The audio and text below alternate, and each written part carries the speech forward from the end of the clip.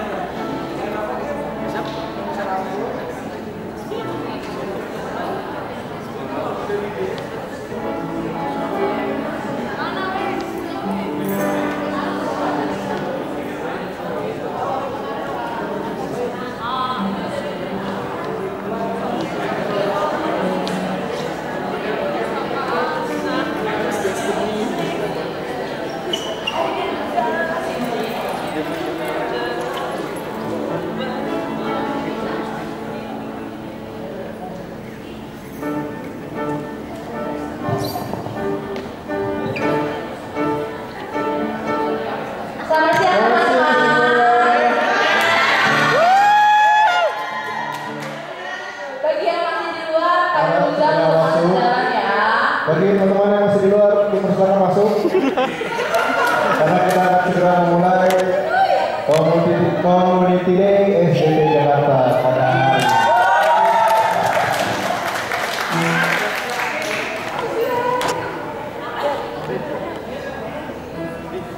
teman-teman dihadap ke depan yuk.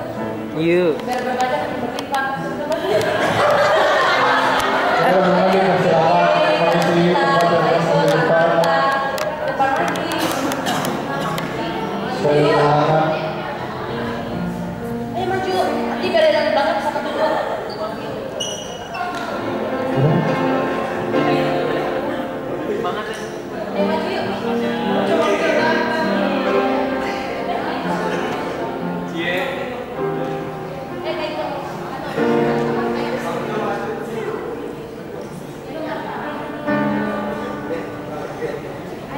Ayo teman-teman yang masih di belakang, dipersilakan maju ke depan.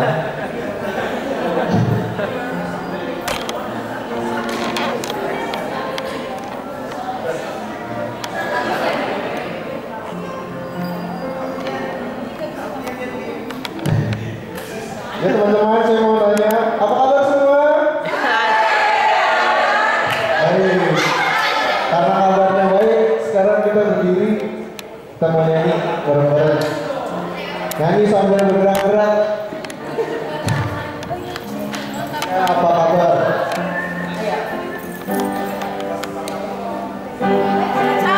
Nanti pertama dua orang dulu, baru nanti bilang tiga, lima, ya. Mari bergembira, tapi karena kamu goyang ke kiri, goyang ke kanan, putar, putar, putar, putar, mencari yang lain.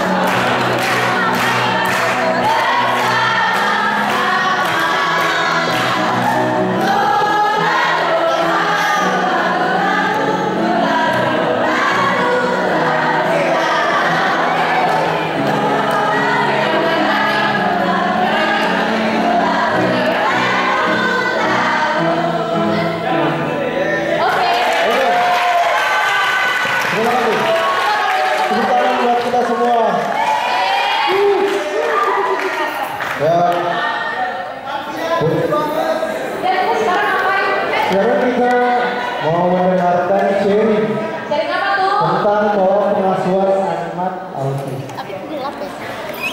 Jadi sebelumnya ada baiknya kita menyambut teman-teman kita yang sudah datang. Selamat datang semua.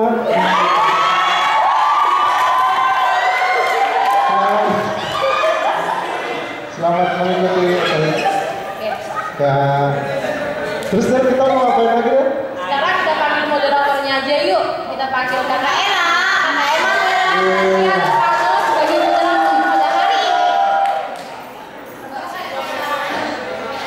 Ya, selamat siang teman-teman semua dan juga ya, siang ini kita mau mendengarkan sharing yang tadi dibilangin pola pengasuhan pada anak kebutuhan khusus, spesialnya lagi anak autis. Saya bertemu dengan narasumber, nanti akan memperkenalkan diri, itu di suatu yayasan autis. Waktu itu saya bekerja di sana, di Kiriakon, dan kami bertemu di situ karena dua anaknya juga sekolah di situ. Nah, kedua anaknya ini, yang satu itu masuk tahun 1998, yang perempuan namanya Lady, dan yang laki-laki namanya Onodi itu masuk tahun 2001 di sekolah Kiriakon itu. Nah, mereka autis yang cukup berat ya. Namun kami mengakui waktu itu, kami para guru-guru melihat bahwa kedua orang tua, maksudnya Ibu Tia, nanti narasumbernya dari Ibu Tia, dan juga suami terkasih, itu bisa bisa mengasuh kedua anak ini dengan baik. Ada banyak mungkin nanti sharing yang akan diceritakan oleh Ibu Tia kepada teman-teman, kepada kita semua, sehingga kita bisa melihat bahwa bukan hanya menitipkan anak saja di sekolahan yang sering kita lihat selama ini yang menjadi penting. Ada banyak sekarang yang saya temui di sekolah-sekolah autis, khususnya di sekolah saya yang lama, orang tua yang punya uang untuk bisa datang dan menitipkan anak-anaknya, dalam artian mau ambil terapi semahal apapun mereka bisa bayar, tapi bagaimana pengasuhan mereka di rumah, bagaimana cara mereka mengasuh, memberi kasih sayang, itu masih kurang ya. Tetapi saya melihat, dan bukan hanya saya, tapi teman-teman melihat yang guru-guru di sana juga, kedua orang tua ini bisa banyak berperan terhadap dua anak mereka yang sebenarnya autisme cukup berat, tapi sekarang kedua-duanya sudah ada di SMA, yang satu bahkan sudah mau masuk ke perguruan tinggi, dan mereka berdua tidak bisa hadir karena yang satu lagi ujian, sehingga ini seminggu ini ujian tidak bisa kita ganggu, dan yang satu lagi juga masih jam sekolah sampai jam 2. Ya, kita sambut dengan tepuk tangan untuk Ibu Tia.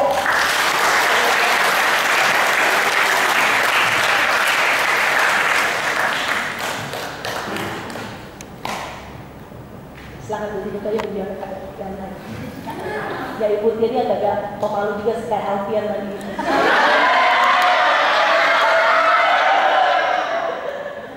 Selamat siang semuanya. Pertama-tama saya minta maaf dulu, saya tuh nggak biasa ngomong di depan orang, apalagi sebanyak ini belum pernah. Jadi maaf, kan kalau emang nggak bisa ngomong ya kayak Alfian grogi gitu.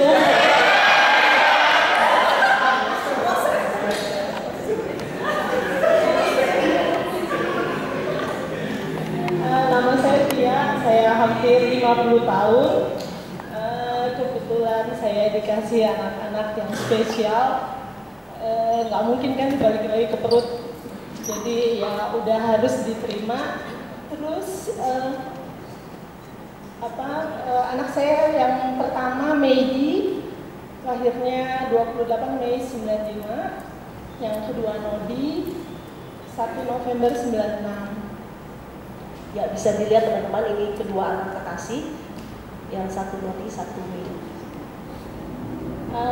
Medi itu awalnya saya juga nggak tahu kenapa, karena banyak banget faktor yang memungkinkan anak saya autis. Kebetulan saya selama hamil itu pasti sakit, terus panas tinggi. Jadi saya juga nggak tahu itu dari obat atau dari emang gennya juga. Ya pokoknya saya udah harus terima.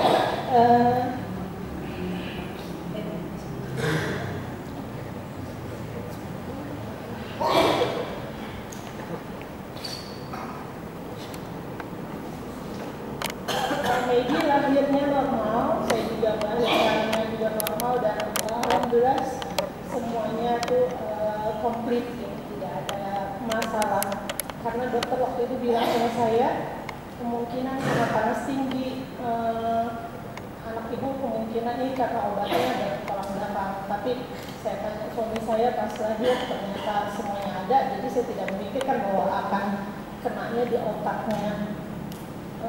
Umur menjelang 1 tahun dia masih bisa bicara, bisa panggil mama, papa, ikan. Tapi menjelang 2 tahun suaranya itu hilang. Jadi benar-benar banyak banget ternyata ciri-ciri autisnya, seperti ginjit sama hand flapping. Saya pikir ginjit saya digerin teman-teman, wah nanti anakku jadi balerina. Saya udah GR aja, ternyata itu salah satu ciri anak autis. Nah pas udah mulai nggak ada suaranya, saya mulai panik karena dokter yang bilang itu juga bahwa ibu ini udah nggak benar kalau mau segini udah nggak ada suaranya. Jadi saya periksa semua, ternyata didiagnosa autis tahun 97 setelah dia umurnya 2 tahun. Terus dia juga bicara kuat baru umur 4 tahun. Nah kita daftar ke Kiriakot itu tahun 98. Ternyata Medi itu harus semuanya, hampir semuanya dia harus dapat terapinya. Jadi terapi okupasi terapi, bicara, sensori, jadi dia juga nggak tahu mana kasar, mana halus, wangi juga mana yang wangi, mana yang bau. Jadi saya benar-benar dampingin karena saya juga konsentrasi sama Medi. Kebetulan adiknya saya lihat dia bicara, jadi saya pikir otomatis kalau bicara itu pasti bisa komunikasi. Jadi saya tetap konsentrasi ke Medi untuk terapinya.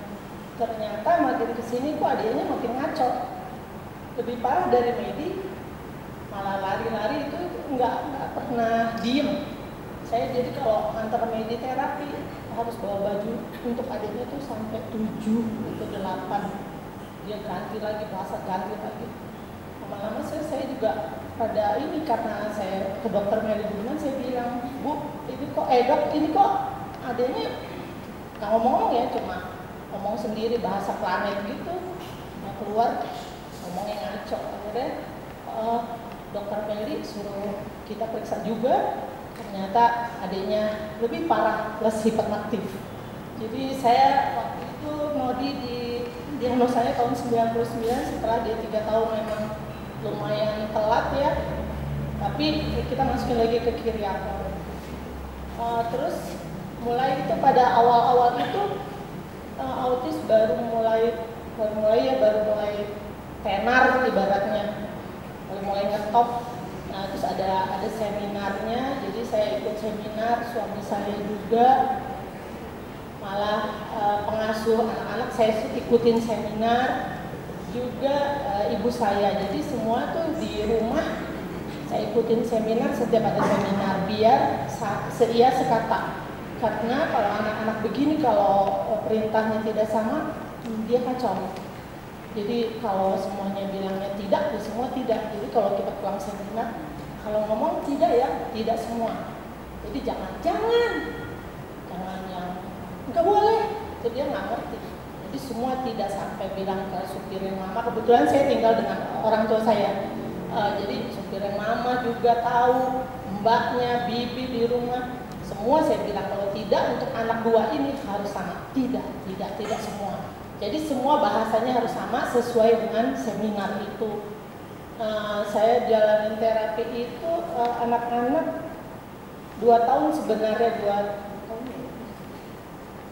2 tahun itu yang resmi. Sebenarnya Kiriakon karena banyak anak autis, jadi anak saya dibilang udah lumayan Bu, udah bisa keluar. Tapi saya bilang saya nggak pede. Jadi di sini terus. Dan kebetulan masalah biaya juga lumayan berat untuk saya, ya banyak dibantu, dan untungnya juga saya nggak punya uang juga, jadi nggak pindah-pindah. Karena saya bilang sama Bella kan ada yang punya uang lebih, terapi di sana lebih bagus katanya, anaknya lebih cepat bicara, lebih cepat ini bisa duduk. Jadi saya emang nggak ada uang, udahlah di sini aja, terusin aja ditelatenin gitu. Kebetulan setelah 3 tahunan udah dibilang udah bisa keluar itu karena yang antri banyak, tapi saya bilang nggak pede. Jadi ibu yang punya yayasan Kiriakon juga bilang ya udah Bu nggak apa-apa tapi dikurangin aja. Jadi mulai itu terus saya juga bikin alat peraga sendiri karena nggak kayak sekarang alat peraga tuh banyak ya, udah tinggal beli. Kalau saya tuh bener-bener buka majalah, jadi majalah bekas tuh saya kumpulin. Jadi untuk kalau di tempat terapi untuk program samakan itu saya juga bikin samakan. Saya ke Mangga 2 beli plastik supaya gambar itu nggak rusak. Sampai akhirnya biasanya kan anak 2 itu kalau lihat gambar doang taunya gunung gitu kan. Kalau kayak saya ke Bandung, saya bilang itu gunung, sampai saya bawa gambarnya. Nih samakan gunung. Jadi anak itu nunjuk gunung, sama. Pokoknya saya selalu kemana-mana bawa alat peraga supaya nih anak bisa tahu, karena kita nggak tahu nanti ketemunya apa. Jadi terus-terusan begitu sampai akhirnya kata Bu Unce, pimpinan Kiriakon bilang, Ibu ini anak udah bisa coba di sekolah normal. Coba di sekolah normal, daftar aja dulu. Jadi saya waktu itu cari sekolah yang ada psikolognya, kebetulan ya lumayan jauh sih sebenarnya, tapi masih di daerah itu. Saya daftar di Mutiara Indonesia yang kebetulan ada Kak Seto di Tanjung Duren, kalau saya cuma bisa. Terus saya bilang, Bu, anak saya ini autis, boleh nggak saya sekolah di sini? Terus kata kepala sekolahnya, oh boleh Bu, tapi konsul aja mas psikolognya, karena kalau itu biar tahu. Oke, begitu. Tapi saya setiap hari ngantar anak saya, karena anak autis tahu sendiri ya, adik-adik, bapak dosen, ibu dosen suka senyum sendiri kan, ketawa sendiri yang nggak jelas. Jadi anak-anak tuh teman-teman kadang-kadang, Medi tuh gila loh, jangan ditemenin, dia gila. Jadi sementara saya nunggu, saya nangis, itu anak-anak itu pada lari, medinya ngejar, mereka pada lari. Saya akhirnya pulang, saya nangis, saya nggak mau ngantar lagi sekolah, saya nggak kuat, anak saya dibilang gila. Tapi terus saya akhirnya selalu berdoa, terus ibu saya bilang kamu harus kuat, soalnya siapa lagi yang akan nganterin anak kamu kalau bukan kamu. Terus saya telepon teman saya, kebetulan anaknya autis juga. Dia bilang begini, kamu Tia, kamu deketin teman-temannya, ibaratnya kalau sekarang mau nyogok ya, jadi dideketin teman-temannya. Terus saya bilang, Medi itu berbeda dengan kalian, bisa nggak kalian temenin, karena dia nggak ngerti cara bermain.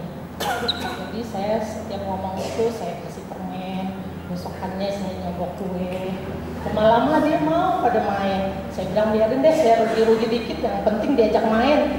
Terus habis gitu Medi mulai kelihatan happy gitu. Tadinya tuh yang karena Medi itu kebalikan dari Nodi, dia hipo, jadi pendiam gitu loh, narik diri.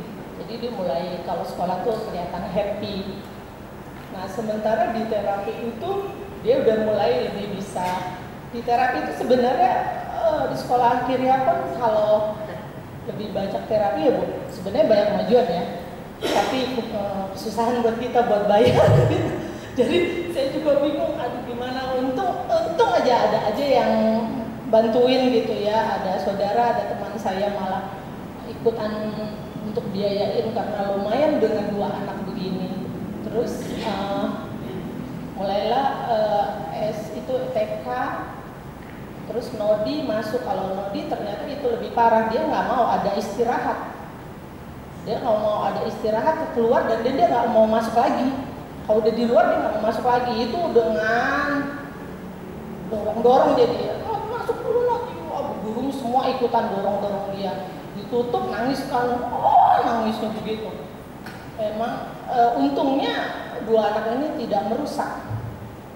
Jadi saya juga ada ini, dia nggak merusak sih, cuma ngamuknya itu kan lumayan. Nah sekarang mau masuk SD, saya juga setiap masuk lingkungan baru saya itu selalu yang galau ya kalau sekarang. Kayaknya aduh bisa tidur, gimana nih anak-anak mau nggak nerima. Saya juga bingung, tapi gimana, akhirnya saya setiap sekolah saya samperin, terima nggak anak autis. Saya selalu ingin jujur kepada semuanya, anak saya memang autis dan saya nggak mau tiba-tiba diterima atau dikeluarin malah lebih sakit. Nah di sekolah yang SD itu kepala sekolahnya tuh yayasannya malah bilang yang penting lulus tesnya deh Bu. Oh lulus tes udah, ternyata anak saya lulus si Medi itu. Terus si siapa namanya, saya tanya boleh nggak didampingin, boleh. Saya pikir didampingin yang model terapi sebelahnya kan Bella. Ternyata dampingin tuh di luar. Jadi saya nunggu di luar, setiap pintu kebuka saya ngintip, gimana? Sekolahnya tutup lagi, besok nangis. Ntar saya bilang, jangan nangis, harus kuat. Gitu pokoknya. Terus di rumah juga tetap aja saya panggil terapis. Jadi kalau di Kiriakon Senin, Rabu, Jumat, saya di rumah Selasa, Kamis, Sabtu, saya panggil juga terapis untuk bantu. Awalnya untuk ngamuknya juga masih parah ya, kalau itu kan suka jurukin kepala tuh kalau udah marah bisa ke kepala saya juga, karena saya kan dibilangin kalau lagi ngamuk lebih baik dipeluk. Cuma tahu sendiri tenaganya, ampun ternyata anak begitu dipeluk itu sini bisa biru-biru semuanya, atau dia kalau nggak dipeluk bisa kepalanya dijerotin ke lantai atau ke tembok, itu lebih parah dan dia itu tidak pernah ngerasa sakit. Jadi itu sakit pun harus diajarin. Jadi kitanya sakit itu baru tahu sakit. Pernah Nodi juga pernah, kalau dengan tenaganya yang besar dan dia badannya juga besar, dia itu mukul saya karena marah. Saya otomatis pukul dia karena sakit ya, bukan ini. Dia baru gitu, jadi kayak shock. Nah semenjak itu dia baru bilang, saya bilang, Dek kalau kayak gitu, kamu artinya itu sakit, makanya nggak boleh pukul. Nah semenjak itu dia tidak pernah memukul. apa aja. Tapi memang Nodi lebih cenderung mukul diri sendiri. Kalau dia kesel, mukul diri sendiri, bukan mukul orang lain. Kadang-kadang suka ngaconya yang keselnya sama si A, yang dipukul si B karena yang lebih dekat. Jadi temen-temennya suka nggak berani deket atau tiba-tiba nangis, tante saya dipukul Nodi, padahal dia keselnya sama si itu, tapi saya karena dekat, ya ampun saya kesian, mana cewek lagi yang dipukul. Saya bilang itu. Jadi kalau misalnya ingat begitu, saya juga ya sebenarnya saya sharing ini saya nggak mau, soalnya ingat-ingat zaman dulu ya, tapi emang ya udah, emang harusnya kata Bu Ella sekali-sekali berbagi. Terus masuk SD, Nodi ke Medi sudah berjalan. Kalau Nodi itu masalahnya kebetulan SD-nya itu di pinggir jalan, di Jalan Suryo di depan gereja Katolik itu. Nah itu kan pinggir jalan, jadi setiap istirahat pintunya dibuka, dia lari gitu. Jadi kalau dia istirahat semua pintu tutup, semua sampai tukang dagang tuh semuanya pada ikutan nutup jagain Nodi. Saya dan ibu-ibu juga semua jagain Nodi. Kalau saya nggak ada, dia ngamuk, wah pintu digedor-gedor, malah udah sampai rusak, saya gantiin lagi. Jadi setiap yang kerusakan itu kan pasti dibebani sama saya bilang, Dek jangan rusakin mulu dong, nanti mama tekor nih kalau begini. Terus kata dia, oh, mama jangan pergi. Iya, mama nggak pergi. Jadi saya gitu. Tapi lama-lama saya pikir kan nggak bisa. Jadi saya selalu kadang-kadang nggak pergi sih, ngumpet di rumah sebelah gitu. Tapi yang ngomong, teman-teman saya yang bujukin. Lama-lama bisa dilepas, mulai SD. Dia udah mulai ini. SMP juga gitu. Masuk SMP juga saya juga harus bilang sama gurunya bahwa anak saya begini. Kebetulan Tribuna itu muridnya sedikit, jadi mereka mau terima, dan guru-gurunya juga alhamdulillah mau susah lah ibaratnya ya. Kalau balik lagi, kalau Nodi itu yang rada susah, tapi kalau Medi sudah lebih bagus. Terus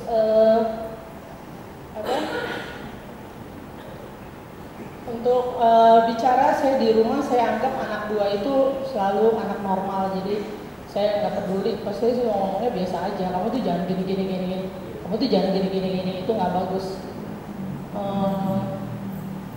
Nah kendalanya waktu SMA, masuk SMA Nodi, waktu SMP ke SMA-nya Medi, dia tidak bermasalah, nilainya juga bagus, terus juga karena dia lebih pendiam, jadi masuk biasa. Nah karena si Nodi ini laki-laki, badannya besar, sebelumnya ada angkatan Medi, ada anak autis juga, tapi tukang ngancurin emosi masih jelek gitu, jadi dianggapnya Nodi bakalan begitu juga. Jadi katanya ibu cari sekolah lain aja deh. Saya bilang, ini kakaknya di sini, kenapa sih bu nggak mau terima? Ini karena Nodi kan laki-laki, diputer-puter. Saya jadi ketua yayasan, balik lagi ke kepala sekolah. Itu sampai saya akhirnya udah nangis-nangis, saya udah bilang, saya soalnya kalau misalnya dua anak terus saya harus kesana kesini kan repotnya juga repot banget. Terus mereka lihat, ya udah ibu dites aja dulu, dan nanti di sudah tes kita lihat aja apakah kita mau menerima atau tidak. Ya udah akhirnya saya pasrah, jadi saya berdoa aja mudah-mudahan terima. Terus akhirnya kebetulan Nodi itu diantara anak-anak seangkatan yang masuk itu dia nilainya paling tinggi, jadi dia diterima. Terus dengan catatan kalau ada masalah ibu harus urusin juga ya, jadi nggak lepas tangan. Inilah saya juga sama ini selalu bantu anak saya, takutnya kenapa-napa juga.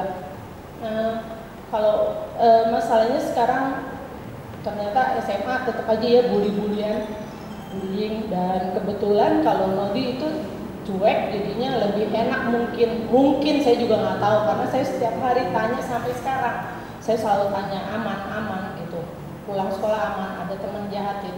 Dan Medi itu selalu kena bullying. Dia itu kebetulan mungkin dia otaknya tidak terlalu pintar tapi rajin, jadi PR segala macam. Nah itu teman-temannya selalu ngandelin dia. Kalau dia nggak ngasih PR-nya, teman-temannya jahatin dia, dan itu dia takut sekali. Terus saya bilang, kalau teman yang baik itu bukan yang begitu, Kalau teman itu senang susah pasti barengan.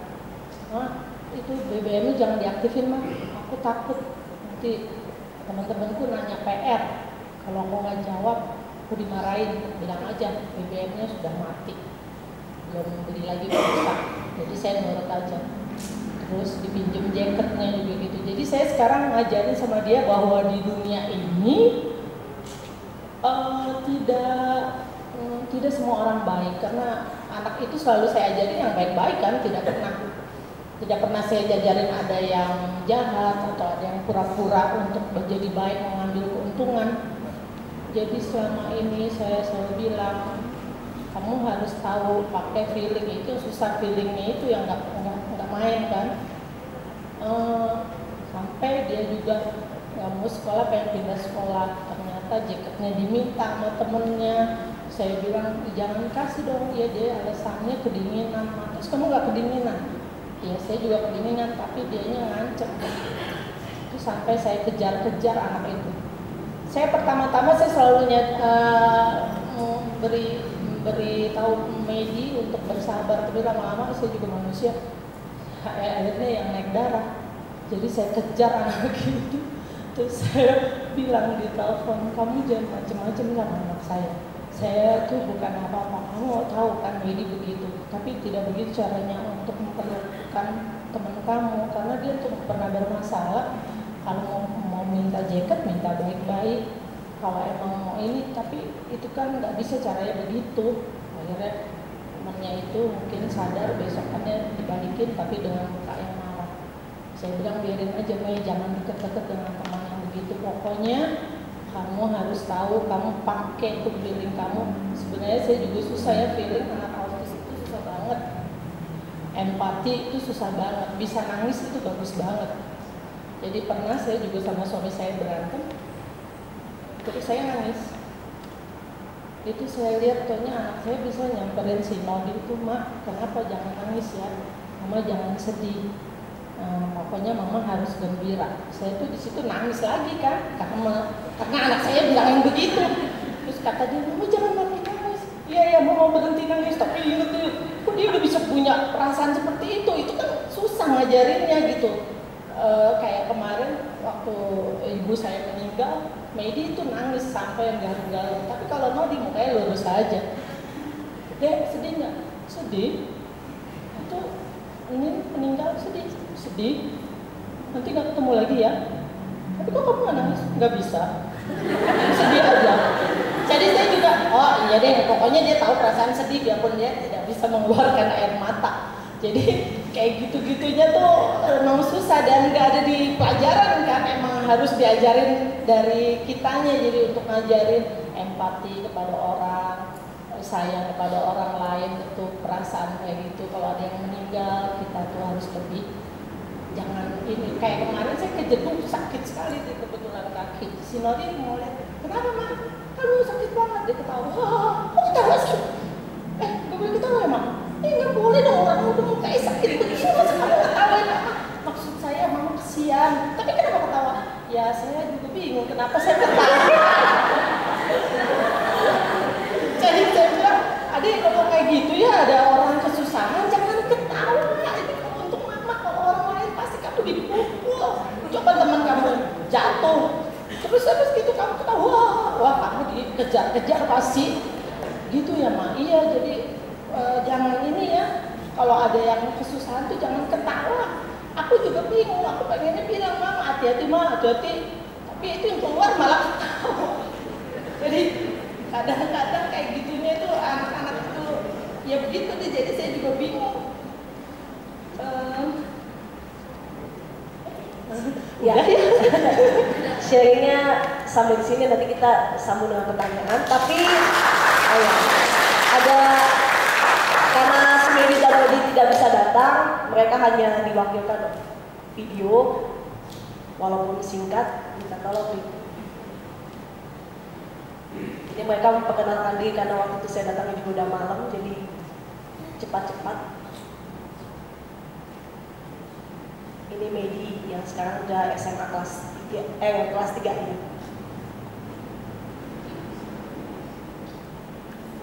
Nama saya Medi. Saya sekarang berumur 18 tahun. Saya sekarang kelas 3 SMA dan bersekolah di SMA Tribuna. Saya mempunyai satu saudara. Hobi saya adalah jalan-jalan, membaca, dan musik. Cita-cita saya adalah agen perjalanan. Sekian dan terima kasih. Ternyata mamanya baru tahu kalau cita-citanya agen perjalanan. Yang satu lagi Masih gonta-ganti.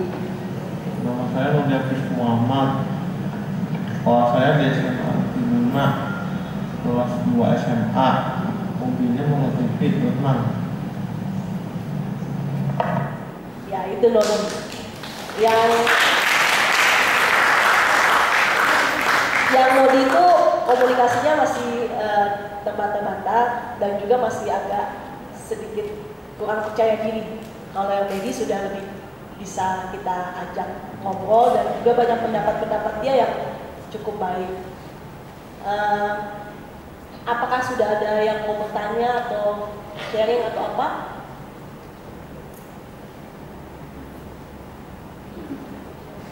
Pak Yos, udah senyum-senyum. Ya, terima kasih Ibu. Sharingnya sangat membantu kami semua dan mayoritas dari kami nanti akan bekerja melayani umat warga jemaat yang tentu sangat beragam dan pasti ada kemungkinan akan bersama dengan warga yang hidup dengan autisme dan pengalaman yang luar biasa. Saya tidak bertanya tapi ingin mengekspresikan apresiasi karena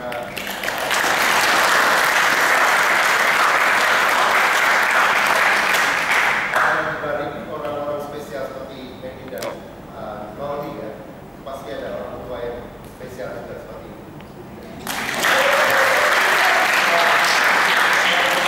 Tapi kita seringkali memakai kata autis secara negatif dan menurut saya itu sesuatu yang tidak boleh kita kerjakan. Misalnya jika ada orang main BBM, kamu kok autis banget sih? Dan itu menurut saya praktek yang tidak pantas kita lakukan. Menjadi autis bukan sesuatu yang buruk, tapi menjadi sangat spesial. Terima kasih. Terima kasih Pak Yos.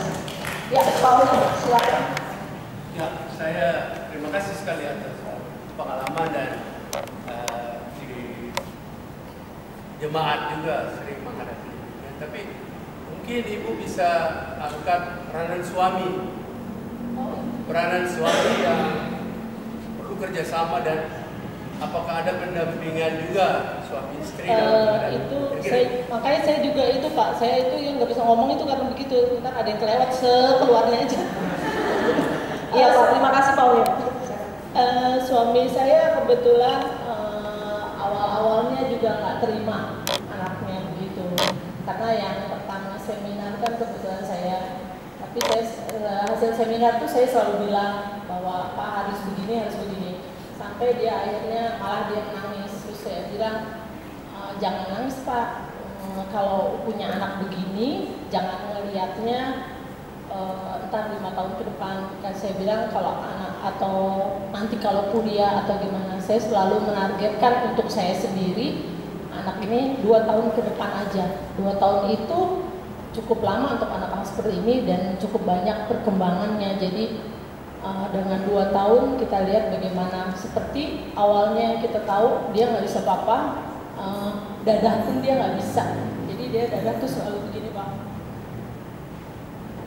Itu susah payah harus begini dulu, dan begini baru digoyang-goyang. Itu susah payah itu bisa 6 bulanan ya. Bisa setahun. Jadi bagi saya bilang sama suami saya kalau misalnya kayak gitu, jadi Bapak harus ikutan bantu kalau misalnya kita mau lihat anak kita maju. Dan kebetulan dia mau bantu tuh dengan yang saya bilang itu, selalu seia sekata dengan tindakan. Dan saya bilang pakai apa ya, topeng lah ibaratnya. Karena bawa Nodi waktu masih nggak bisa dipegang itu seperti bawa, maaf ya Pak, adik-adik, seperti bawa anjing, herder atau anjing apa saya juga nggak tahu, yang kalau ke mall tuh yang dipegang begini yang gitu lari. Jadi saya juga begitu. Saya nggak pernah ke mall tuh pakai selop-selopan lalu sepatu kets. Sampai pernah sama kakeknya tuh kakek pegangin dia jalan malah jadi akhirnya kakeknya jatuh. Jadi saya bilang bapak harus ini, jadi bapaknya juga mengajarkan, tadinya bapaknya itu selalu keras, saya bilang keras boleh pak, tapi saya pikir lebih baik tegas ya, kalau keras tuh malah anaknya nanti malah lari. Jadi akhirnya dia juga mau selalu nanya sama saya, bener nggak nih, bener nggak, iya ya. Jadi selalu dia bantu, dan suami saya juga kebetulan jadi lihat perkembangannya, bener ya kalau udah 1 tahun siapa yang nyangka bisa masuk sekolah normal, terus makin kesini. Jadi saya selalu bilang ini sekarang udah mau kuliah malah. Terus kata suami saya, iya ya kuliah cepet banget, totonya ada yang mau nggak ya sama anak kita. Ya balik lagi kita berdoa aja, kan kita nggak tahu. Saya bilang pokoknya 2 tahun aja deh pak, 2 tahun. Karena tadi saya kan pikir suami saya seperti orang tua yang lainnya ikutan asuransi yang 10 tahun tuh atau 15 tahun. Saya pikir enggak apa, kita nggak perlu yang gitu-gitu karena kita perlunya jangka pendek aja. Dan kebetulan suami juga amat sangat mendukung. Jadi kita sama-sama kerjasama, berdoa, usaha dan sabar, itu aja. Makasih Pak udah dijawab. Ada lagi? Kalau nggak ada saya mau juga tanya Bu. Kan Bu Tia juga bukan hanya ibu dan bapak di situ, tapi ada Min sama Aki dan juga ada keluarga besar. Tadi mungkin pola pengasuhan kalau dengan suami misalnya mungkin lebih mudah, tapi kalau seia sekata dengan keluarga yang besar itu bagaimana Bu? Dengan keluarga besar ya saya sama juga. Jadi kalau kebetulan bersama-sama lagi ngumpul, saya selalu bilang untuk anak gue, lo bilangnya jangan ya, jangan, tidak boleh, tidak, pokoknya tidak, itu harus ya, harus. Jadi saya selalu bilang sama kakak saya, sama istrinya atau kakak suami gitu, semuanya jadi sama tidak. Kalau mau dilari-lari, Nori tidak, jadi semuanya pada tidak. Jadi pertama-tama sih pada tidak.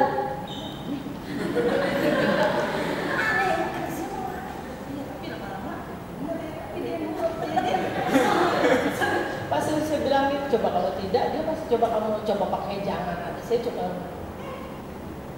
jangan masukin, jangan. Dia coba aja masukin tangannya. Coba lu pakai tidak, Medi tidak. Langsung Medi berhenti dan dia nggak itu. Oh benar ya. Itu jadi saya juga kasih tahu semua, nenek, kakek, pokoknya keluarga besar. Jadi sekarang semuanya sama. Pada saat beritahu itu ada kendala nggak misalnya? Nggak ada semuanya. Ya kendala kadang-kadang karena mereka lupa tetap aja banget, karena kalau anak normal kan biasanya nggak boleh gitu kan. Ini ngomong itu kan tidak, kan aneh aja. Jadi semuanya ya perlu waktu ya, tapi alhamdulillah semuanya juga dijalanin gitu, mau pada nurut. Kalau kayak saya tuh perkembangan yang kecil gitu kan seneng banget. Dia udah bisa dadah tuh seneng banget. Naik sepeda, saya telepon kakak saya. Si Medi udah bisa naik sepeda loh. Karena di terapi di kiri aku. Hah? Iya, wah hebat banget ya. Sepeda roda 2 kan? Saya langsung tutup telepon, nangis. Kata mama, kenapa? Si Aang dibilang naik sepeda roda 2. Dia pikir anak gua normal, udah tahu anak khusus, naik 4 aja udah bagus. Dia telepon lagi, bilang sama mama saya, Mas, kenapa teleponnya boleh ditutup? Ya, kamu lagi ya udah tahu sih Medi begitu, udah bagus bisa naik sepeda, kamu bilangnya roda 2, ya ternyata ini tersinggung. Jadi saya waktu itu habis itu marah banget, kakak saya telepon tuh ngomong enggak, akhirnya dia minta maaf ya, gue lupa bawa anaknya gitu. Jadi saya bilang iya. Dan lain kali juga belum tentu semuanya orang juga kan langsung oh iya anak khusus, pasti mikirnya gitu. Sampai sekarang Medi Dodi masih belajar renang sama Bu Ella.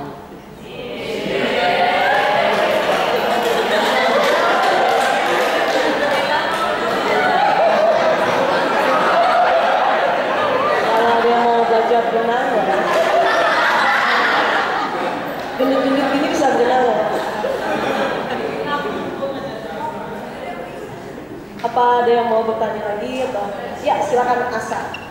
Asa ini tahun lalu 2 tahun lalu juga di sekolah. Bukan sekolah sih, ya Yayasan Penanganan Autis.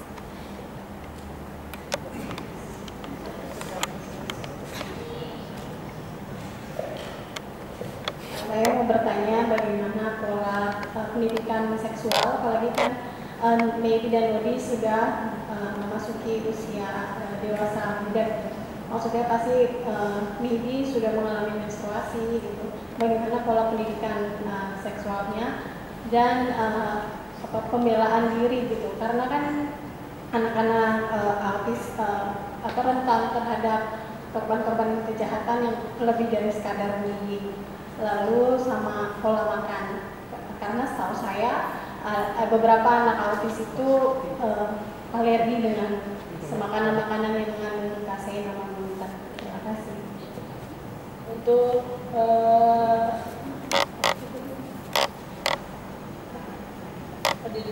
pendidikan seks itu kebetulan sekolahnya waktu SD juga kebetulan sekolah Islam ya, jadi udah masuk. Jadi pas masuk masalah seks untuk menstruasi itu saya juga bantu. Jadi saya bilang nanti kalau menstruasi nanti harus begini. Jadi saya bilang aja. Saya kadang-kadang saya suka anggap anak itu anak normal aja. Pasti di balik itu semua dia pasti ada yang nyangkut lah gitu. Cuma saya bilang kalau misalnya menstruasi kamu begini harus dijaga, pokoknya segala macam detailnya. Dan memang dia juga kebetulan dapatnya tuh waktu kelas 6 SD, kelas 6 atau 5 gitu, 5 SD. Jadi saya juga masuk di situ sekalian. Terus saya kalau untuk